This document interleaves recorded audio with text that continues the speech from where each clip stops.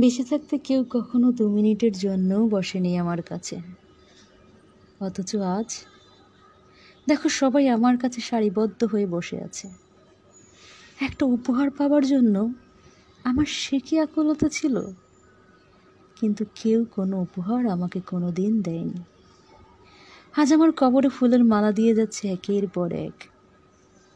একটি নতুন কাপড় পাওয়ার জন্য আমার কি ব্যাকুলতা ছিল, অথচ আজ দেখো না চাইতেই নতুন কাপড় দিয়ে আমাকে মুড়ে দিয়েছে।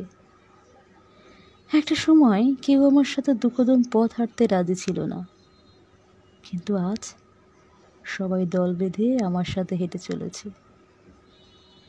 আজ আমার শুধুই মনে হচ্ছে সত্যই মৃত্যু সুন্দর ও পবিত্র, অথচ আমরা শুধু শুধু বেঁচে থাকার চেষ্টা করছি।